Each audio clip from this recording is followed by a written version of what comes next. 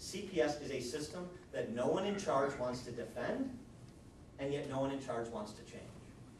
No one wants to defend it, and no one wants to change it. What that tells you is that somebody's interests are being served by the status quo, and it isn't the students. CPS is not set up to educate children. That is not its primary mission.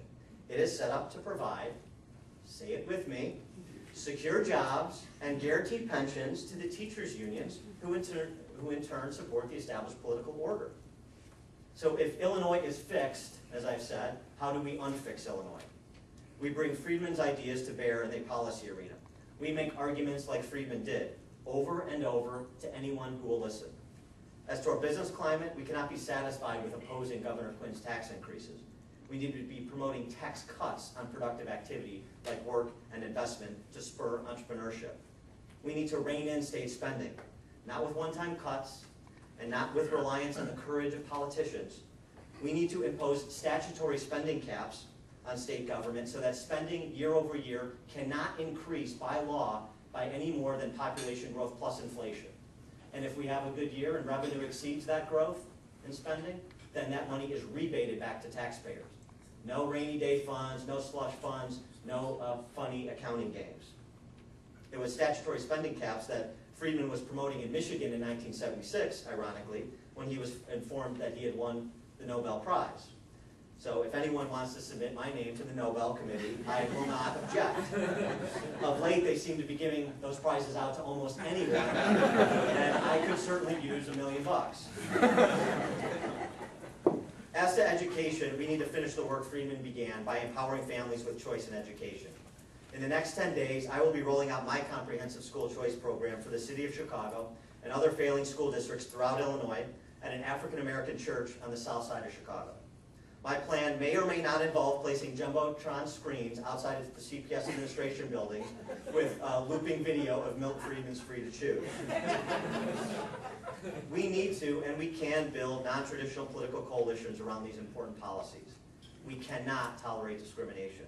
We must have a sense of urgency that's sorely lacking from the political fixers who are content to tinker on the margins while generation after generation of young people are dismissed to second-class citizen status because they were never taught to read, write, and think critically. Now is the time, and Illinois is the place, where we must heed Friedman's life example and Ronald Reagan's call to arms to paint with bold colors, not pale pastels. It is our failure if we do not. It is an insult, frankly, to the life and legacy of Milton Friedman if we do not. He never threw up his arms or conceded defeat, nor can we. If it was not for intellectual forerunners like Milton Friedman, I would not be in the position to pursue the opportunity I have chosen to pursue. I owe it to his life's work to unapologetically and unabashedly pursue the truth and speak the truth just as he did. We all owe him that. After all, he was my favorite comic. Thank you.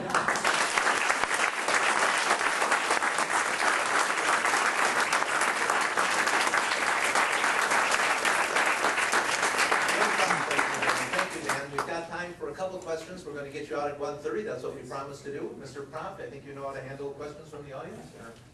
How do we, from the standpoint of marketing, demonstrate to the entire country that all of this dysfunction, corruption, ineptitude that we have in Illinois has now been exported to Washington, D.C., and that the inelegant manner of telling the truth that you quoted in Mayor Daley is very elegantly echoed in Barack Obama's completely paradoxical statements from one lecture to another. He contradicts himself all the time, school choice being a wonderful example. Well, so I'd like to see some of this nationalized. Yeah, I mean, well, what's the phrase, beyond my pay grade? Yeah, no, I agree, but I mean, the problem that you have at the national level right now is the same problem you've had in Illinois for the last 10 years as Republicans in this state have been wandering in the wilderness. They don't know who they're for, they don't know what they're about, they don't know what they're going to do. I mean, you have to make arguments. You have to stake out real estate. You have to define a constituency and defend that constituency and keep your promises to that constituency. I mean, I wish there was kind of some light switch that you could just flip and kind of highlight the hypocrisy and everybody could see how, you know, the Chicago Democrats are doing to the nation what they did to Illinois. I I mean, the best thing that we can do is, in my opinion, is win back Barack Obama base camp.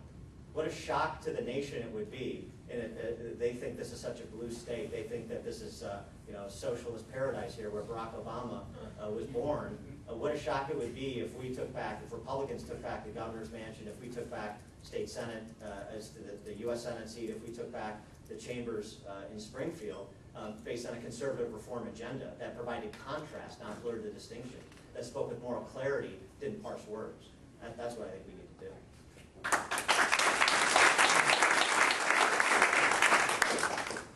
Who's your favorite living economist? Gotcha. Probably, for so many reasons. I do like I was going to say Larry Kudlow.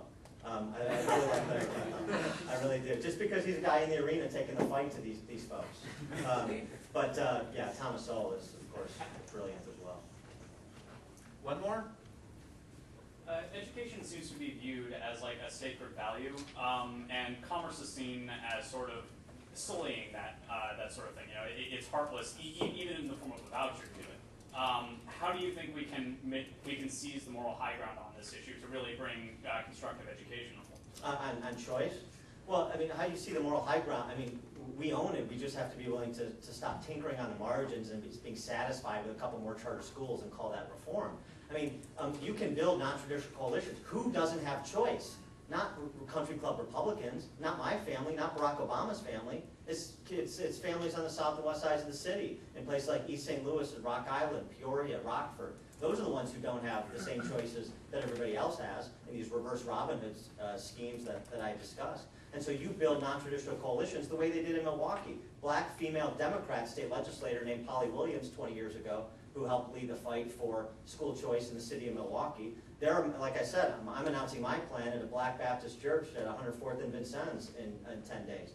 You need to bring in minority families who are the ones disproportionately discriminated against based on income and address, and you build that non-traditional coalition. And then all of a sudden, people are like, oh, this is a little weird, seeing Republicans with inner city minority clergy and representatives talking about school choice, and you make them defend. Here's the thing just generally, not just with education in this state, that we have not done. Make them defend systems they don't want to defend. Nobody wants to defend CPS. The teachers' unions won't say to me, Proft, I don't know what you're talking about. CPS, that's a system educating kids. Nobody said, that's exactly, it's a laugh line.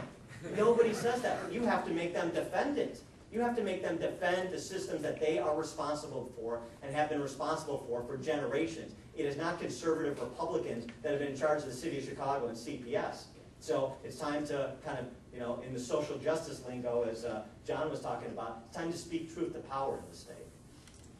Thank you, Dan. Thanks.